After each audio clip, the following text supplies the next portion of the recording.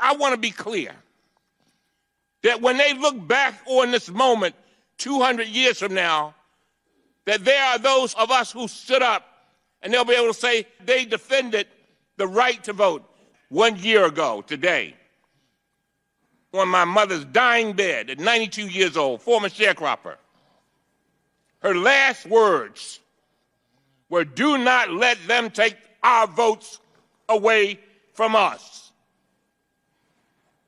She had fought and seen people harmed, beaten, trying to vote. Talk about inalienable rights. Voting is crucial, and I don't give a damn how you look at it. There are efforts to stop people from voting. That's not right. This is the United States of America. And I will fight until the death to make sure every citizen, whether they're Green Party, whether they're Freedom Party, whether they're Democrat, whether they're Republican, whoever has that right to vote. Because it is the essence of our democracy. I want to be clear that when they look back on this moment 200 years from now, that there are those of us who stood up and they'll be able to say they stood up and said, they defended the right to vote. Because you know what the problem is? For so many people, their rights are pulled away from them, then they got to put in laws to get them back. Pulled away from them. What does that mean? They cannot progress rapidly. They cannot progress with the rest of society. And all they're trying to do is trying to control their own destiny. One more time, say, we shall overcome. We shall overcome. We shall overcome. Sometimes we talk about the civil rights movement as if it rolled in on the wheels of inevitability. These were improbable victories. And we have yet another bridge to cross in this American democracy. We have to make sure that black people can vote, that brown people can vote, that young people can vote, that women can vote. We've got to make sure that everybody has a voice in their democracy and that working people have access to the polls. Let's stand together. Let's work together. Let's vote together. Let's pray together. Let's hope together. Together we will win.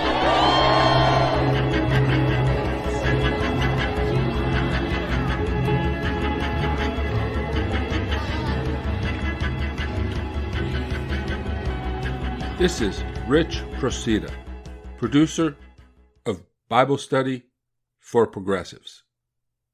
Join us in our monthly democracy discussion. February 6th at 2 p.m. Pacific Time, we will talk about making democracy better with Jesse Cummings of Best Democracy. To register, go to tinyurl.com/bestdemocracy. Welcome to Bible Study for Progressives, a show where moderates, liberals, and leftists of all faiths and ideologies come together to discuss scripture, spirituality, and politics. We engage Scripture in its historical context, plumb its depths for wisdom and guidance, and apply its lessons to current events and social issues. Whether you're a liberal evangelical, a New Age spiritualist, a social justice activist, or a postmodern theologian, there's something in this show for you. Come, be energized in spirit and mind to understand the Word and what it means to be a spiritual person in today's world. The central political struggle in world history is between authoritarian and democratic forms of government. For most of world history, people have lived under the rule of tyrants. Democracy will not survive unless we organize and demand it. I've decided to commit my later years to this cause because I will not allow democracy to die without a fight. Some want to whitewash the events of January 6th. They continue to tell the big lie, the same lie that instigated an insurrection. Even now, they are using it to justify restrictions on our right to vote, to undermine fair elections. Republican lawmakers across the country are gerrymandering districts and proposing and enacting laws that make it hard for people to vote. Some even propose allowing partisan party officials to overturn election results. Our democracy is still under attack. Democracy is collapsing worldwide. America is not alone. Authoritarianism is on the rise around the globe. Our democracy is under attack by enemies both foreign and domestic. We may be coming to the end of an era of human freedom. The failure of democracy in the United States would severely impact democracy around the world. The brutal crackdown on pro-democracy movements around the world and the mass dissemination of disinformation by multinational media moguls and far-right extremists led to the rise of authoritarianism. Propagandists tap into racial, ethnic, religious, and cultural prejudices and use ideology and disinformation to manipulate and inflame people. Extremism and division are driving the assault on democracy, just as they did on January 6th. We are inundated with propaganda. We have all been exposed to disinformation and half-truths. In this information age, we must be critical of the media we consume. We must reject extremism, not because being moderate is the right thing to be, but because we are all being manipulated. Authoritarian leaders at home and abroad are disseminating propaganda designed to undermine democracy. You may have heard some. I won't repeat it. I will just say that America is a democracy. We have a flawed democracy, not a failed democracy. We have a democracy in need of repair. We must pass legislation to secure elections and protect voting rights. We cannot have some states where the right to vote is protected and others where voting is suppressed. No state has the right to be a dictatorship, not in the United States of America, not in the land of the free. We need national standards that ensure that every citizen can vote and that the elections are fair and transparent. The struggle for liberty and democracy has never come easy. The recent failure to pass voting rights legislation in the Senate means we face a protracted struggle to save democracy. America's grand experiment in democracy may be coming to an end. Americans must come together as a nation and demand free and fair elections with universal access to the ballot box for every American citizen. Americans believe in democracy. Both sides are worried about democracy in America. Legislation designed to protect and secure our democracy is popular.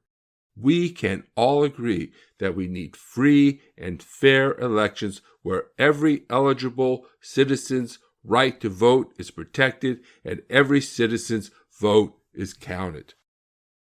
The right to vote is fundamental and sacred. Every citizen has the right to participate in the decisions of their government. This is the American way, a republic built upon the idea that we, the people, rather than a king or dictator, should govern. We cherish and protect our constitutional right to vote because it is the basis upon which all our rights and freedoms depend. We must never allow our democracy to be overthrown and replaced with a dictatorship. We must reignite the world's beacon of democracy, lest we leave our children a world ruled by tyrants. In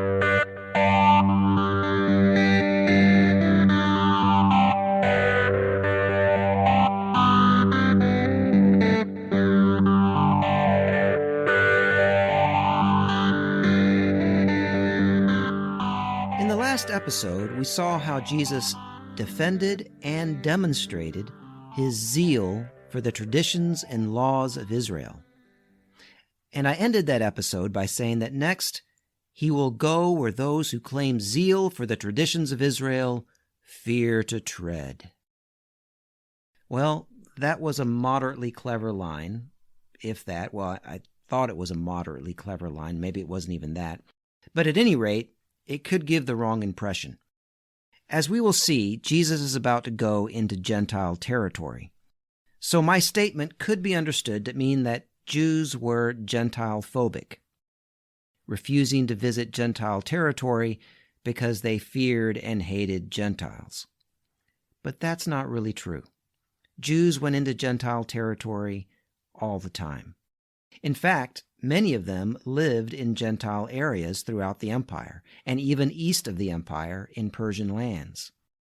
But anyone traveling to foreign lands in antiquity would justifiably feel a little nervous, especially if they were citizens of an occupied nation rather than citizens of the empire.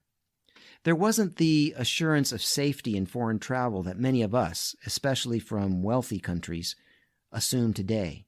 A foreigner could be a target for xenophobic hate or for those merely looking for an easy victim to steal from.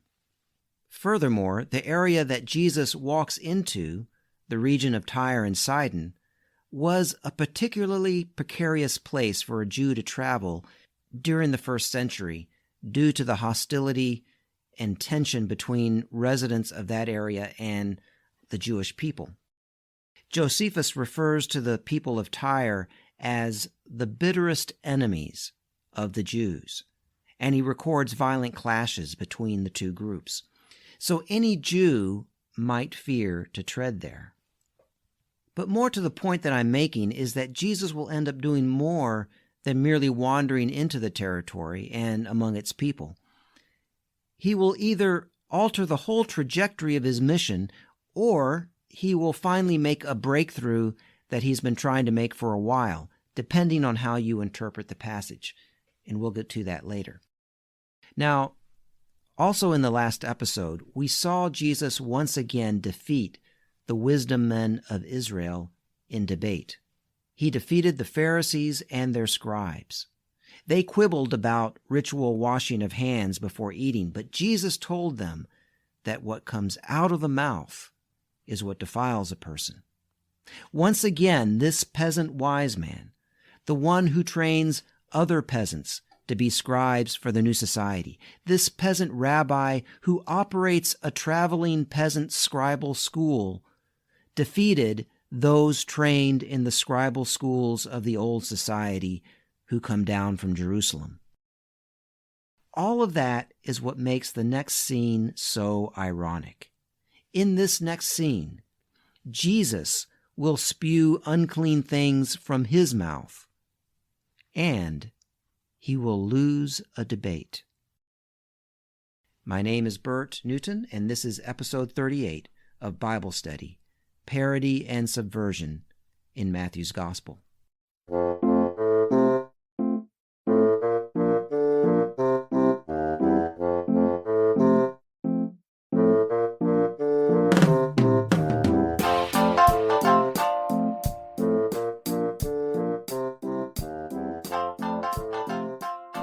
Let's read Matthew 15, verses 21 to 28. Jesus left that place and went away to the district of Tyre and Sidon.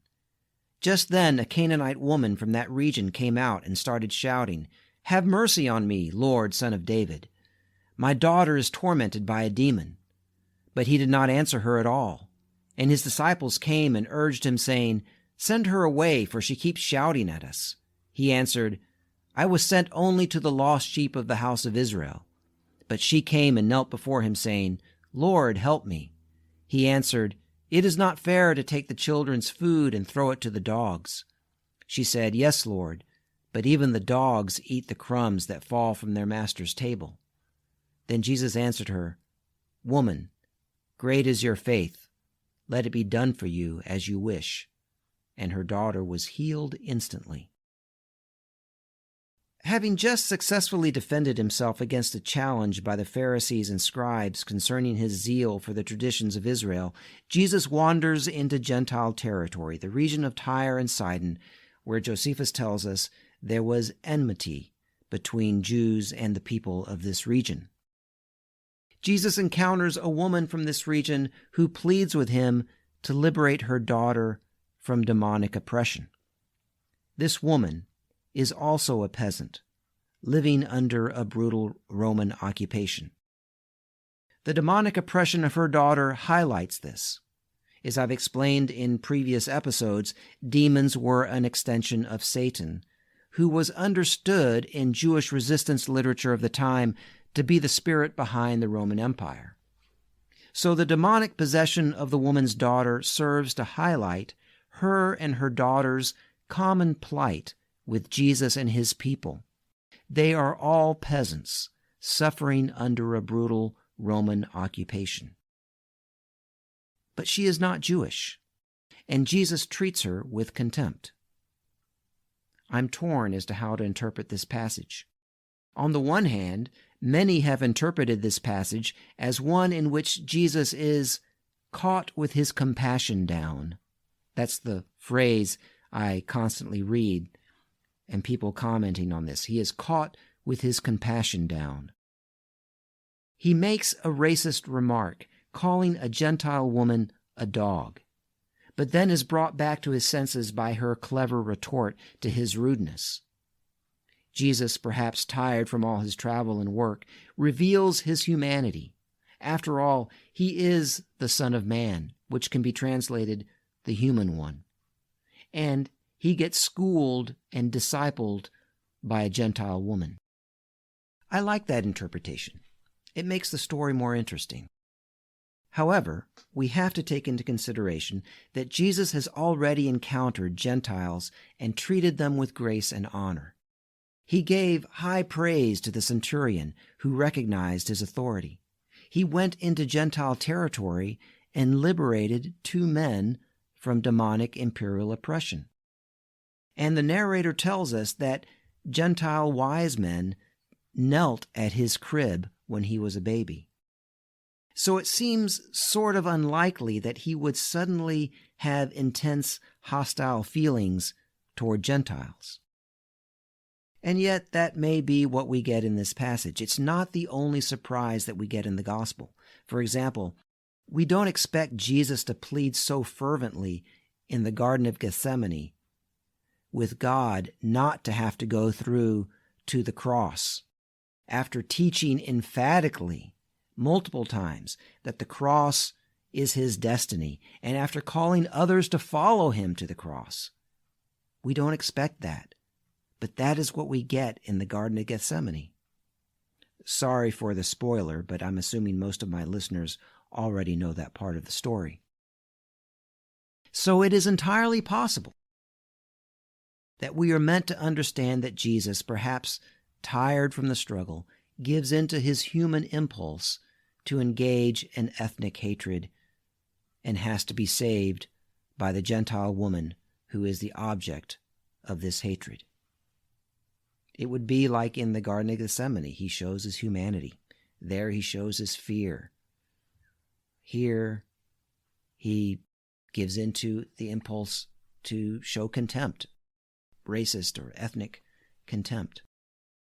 The other option, of course, is to understand that Jesus is setting up the woman to be the hero, the teacher, in a crucial teaching moment. Some scholars have interpreted it this way, making the case that Jesus says and does what a rabbi might say and do in such a situation to create this teaching moment. I'm not going to summarize those arguments because I did not find them to have enough detail to be convincing, but it is worth noting that more than one scholar has made this argument, that Jesus follows a rabbinical pattern in setting up the woman to be the teacher. But whichever is the case, it is clear that the narrator makes the woman the hero. This is the first time in the story that a woman actually speaks. The narrator calls her a Canaanite, using a historic term that highlights her status as an enemy of Israel. Canaanites in the Hebrew Scriptures were the quintessential enemies of Israel. And then Jesus contradicts his own teaching. First of all, he contradicts his teaching to love one's enemies, an instruction from his first recorded teaching in this story in chapters 5 through 7. And he also contradicts his most recent teaching in the previous passage. He just taught that the things that truly defile someone proceed from the heart through the mouth. And here he is spewing from his mouth unclean hatred at this woman who is pleading with him for help. And she is the one who demonstrates enemy love.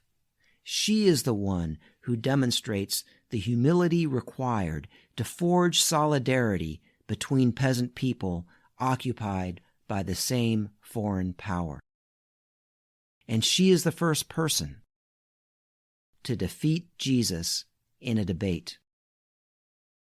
After multiple episodes, one just previous to this, in which Jesus defeats the elite wisdom men of Israel in debate, he concedes a debate to a peasant Gentile woman. Any way we look at this, she is the hero of the story. In conceding the debate to her, Jesus commends her great faith, which contrasts with Peter's little faith in the last chapter and with the other disciples' little faith in previous episodes. Faith is not just about believing in supernatural things. Faith is about trust, and who you trust makes all the difference. This Gentile peasant woman has placed her trust in a Jewish peasant Messiah, leading a nonviolent liberation movement to deliver all people from the satanic and demonic rule of the systems of domination. All of that takes great faith. By demonstrating this great faith, this woman paves the way for what happens next, as Jesus continues his work among the Gentile peasantry. This has been Bible Study for Progressives. If you enjoyed the program, please subscribe to our podcast or put us in your favorites and write a 5-star review. Tell your friends about us and share us on social media. Follow us on Facebook and click the donate button at modernlectionaries.blogspot.com. Your support will help us reach more people, produce more and better shows, and cover the cost of production. Feel free to send me a note or comment on the show. I would love to hear from you. Until next time, This is Rich Procida. Thank you for listening.